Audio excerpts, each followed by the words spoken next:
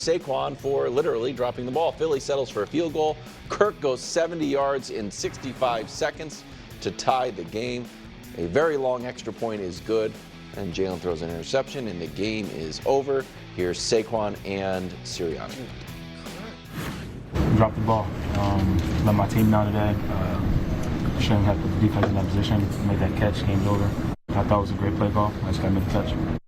The decision to pass it there, again, like I said, they were junking it up inside with it being 4th and 3 to go for it. I thought, with them not having any timeouts, I wanted them to be down a touchdown and see if they could drive the field, and they did. Hats off to them. Okay. Yeah. Who are you blaming for this one, Saquon or Sirianni? It's unquestionably, unequivocally Nick Sirianni. I don't want to hear it was there. The scheme didn't work. The reason you don't pass there is because drops happen. That's why, fumbles happen too. There have been 60 drops in the league through 2 weeks. There have been 29 lost fumbles, but it's worse than that because drops can only happen on passing plays. Fumbles can happen on literally every play. So you're about 4 times as likely to have a drop than a fumble. It is not the same risk. It is very simple what you do there. You run the ball on 3rd down. If you don't pick it up, if we're really being smart, you run it on 4th down again, and by doing that, you guarantee your worst case scenario is you go to overtime. Let's just play it out with me. You run, you run. By doing that, let's say you fail, you fail. There is now 55 seconds. Atlanta is inside their own 3. You're up 3 points.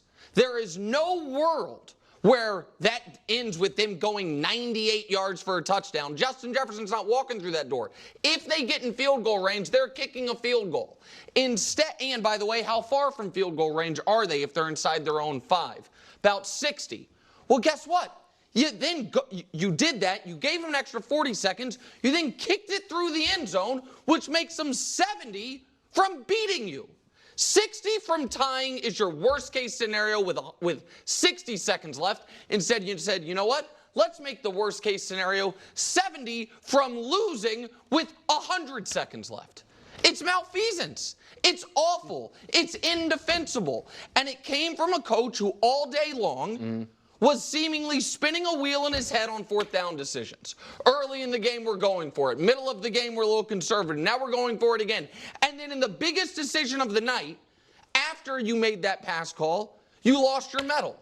Go for it there and try to end the game there. And again, be in a situation where if Atlanta gets in field goal range, they're super conservative, they kick the field goal, and you're the better team going to overtime.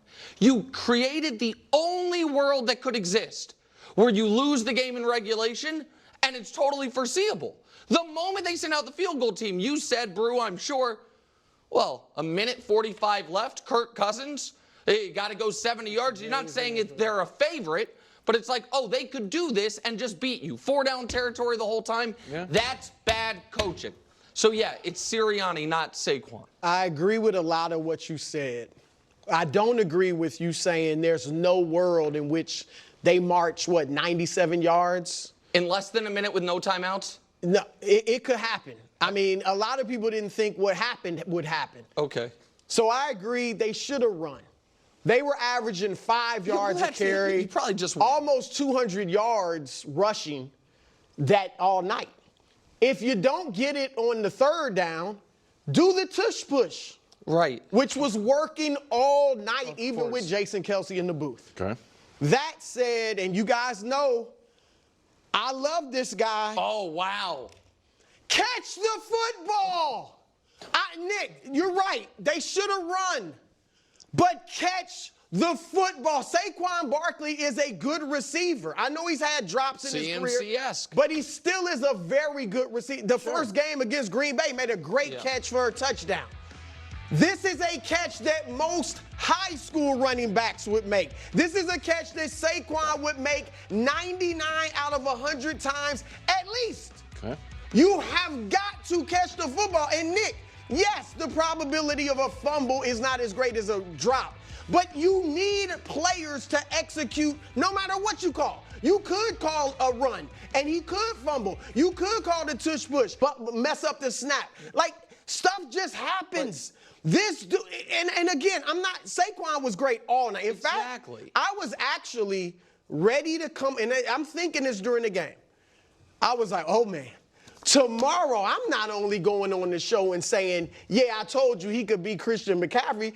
I would say he's been better than Christian McCaffrey until he dropped the football. And look, hopefully he can recover and it doesn't mess with him mentally. But, Nick, you got it. I agree. It's a bad drop. And if you catch it, they win the game. But it's like in tennis, the difference between an unforced error and a forced error. Sirianni doesn't have guys chasing him. Sirianni doesn't have sweat on his hands. Sirianni's job is to put his team in the best position to win.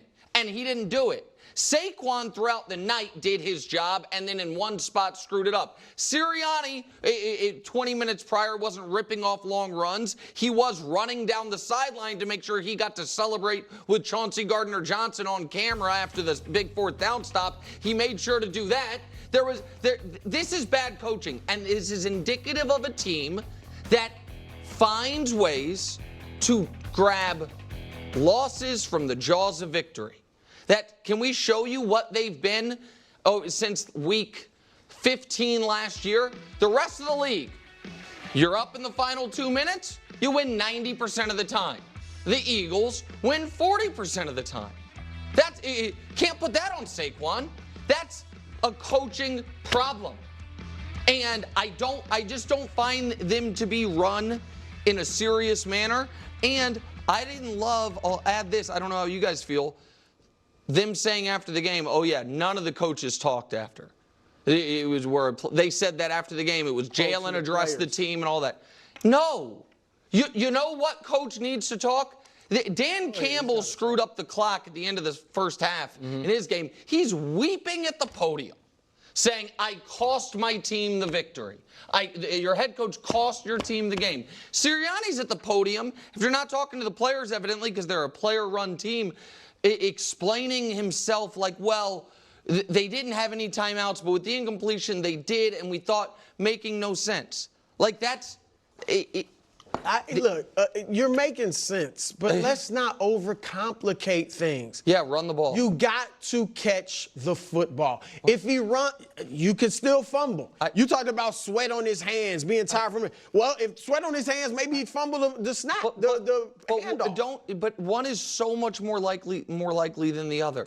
That's not likely. A 2-yard reception by a good receiver, by a Pro Bowl running back, is not likely. You catch that ball. It was when I saw him rolling, I was like, oh, this is a weird play. This is a weird decision.